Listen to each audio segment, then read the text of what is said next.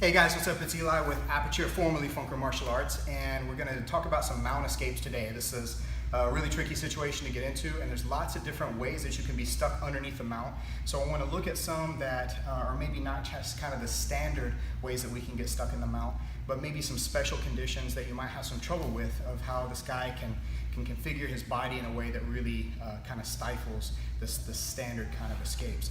So the first one, we'll start out kind of basic, and whenever I'm here and Mitch has got the mount on top of me like this, let's say that like when he first gets here and his hands are on the floor and I have the opportunity to capture, then I can do something as simple as come up here, gable grip, trap like this, and then adjust my hands for this 2-on-1 where I'm on the wrist and the elbow, trap the foot on the same side, and then I'm gonna bridge, arch up like this, and then we roll over, and then we're into guard passing now.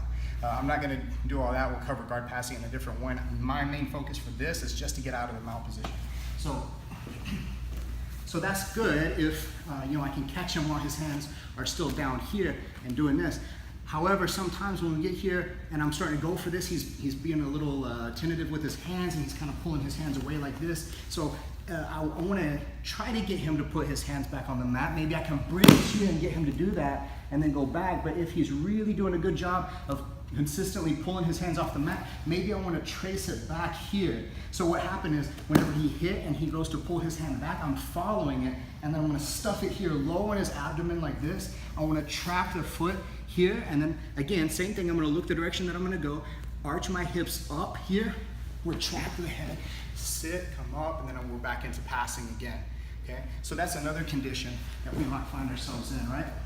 Now, what happens sometimes if I do wind up getting this grip and he feels I've trapped this over here, and now he knows, okay, he's very vulnerable to fall this side. Sometimes he'll intentionally put his weight on this side here so that I can't take him this direction. So whichever way he shifts the weight, I know he's making the other side light, so I want to take advantage of that. So I'm going to shrimp my hips toward the side where he's light this way and insert my bottom leg. Top leg is going to come around to the hip like this. Now, from here, maybe I can go in and start attacking for the foot lock. My preference here, most of the time, if I can keep this foot floating, is to scoop it up this way, get it up here like this. I'm gonna do a technical stand up here, and then I'm just gonna run it down. And then we've got a built-in pass from here. Right? Once again, on this one, as if I can get a hold of this here and get this pinned against him. And then I start to trap because I want to take him this way, but he shifts the weight over to the side. So then I'm going to bridge a little bit, shrimp my hips out toward the side where he's light, this side here. Insert the bottom knee, top foot comes around, push to make the space, get the foot light here, scoop up on the leg here, and then look at the base, get up, technical stand up, and then run forward here. Maybe I can get the pass right off of it. At least I got him off the top of me, right? Now, next, maybe he's not vertical at all. Whenever the energy that I want that tells me that it's right to trap and roll is if he's high and tight. If his legs are in tight, if he's more of a vertical posture. Now, if he's low and wide, the trap and roll is not the name of the game anymore. So if he's here and his feet are back, right? So the condition we're going to talk about right now is, what about grapevines? Sometimes this guy likes to grapevine like this. Yeah, this can be bad if you don't know how to deal with the situation. If you don't know how to deal with it, it's not too bad. Because from here, I'm going to take one leg, and I'm just going to push through my heel to kill the grapevine on one side. Once that one's released, I'm going to step on the other one here, pick that leg up, put it on top of my own foot. Both feet come off together like that. And then I turn to the side where that just happened, and I finish with an elbow escape like this. Then I can turn, finish, and replace the guard. So again, he's here, he's grapevining my legs. If I stay here, it's going to be very uncomfortable. I want to push through here from the heel, step on his leg, put my foot on my own, my leg on my own foot here, hop both legs off at the same time, and then finish my elbow escape like this. I can either go here to half guard, or I can finish out. If he gives me the energy and space, I can go all the way back to the guard from here. Another version similar to that is whenever this guy is, you know, he feels something, or maybe he just has the predilection here to go and cross his ankles instead. Yeah, this is different from the grapevines because I can't get my feet inside now, right?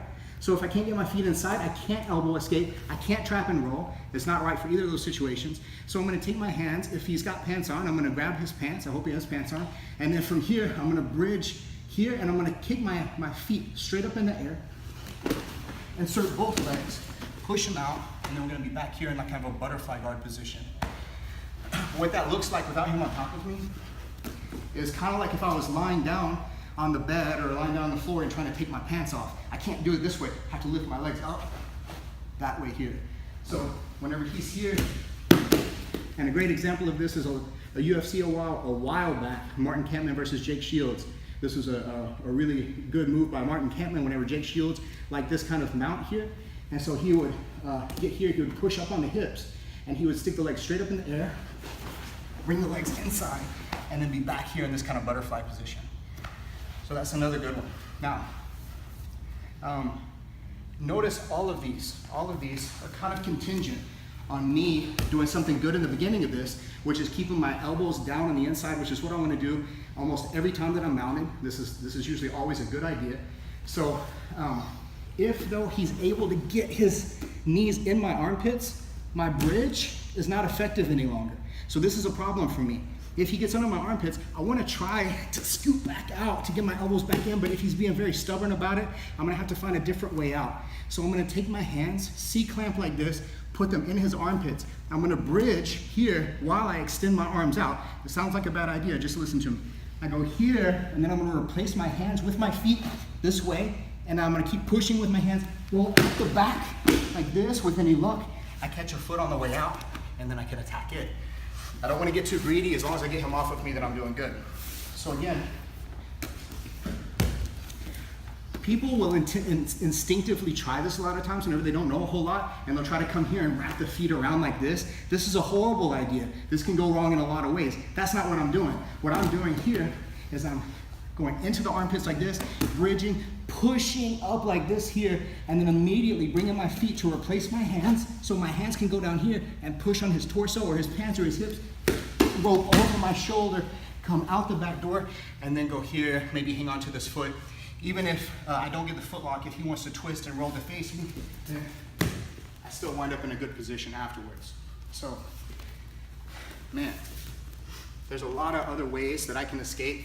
And I don't want to say that these are all options that I can do from the exact same position, because I don't believe in that. I think that whenever the position changes, I'm going to have to change a little detail here or there. I don't want to try to retrofit and force something that's not optimal for the situation.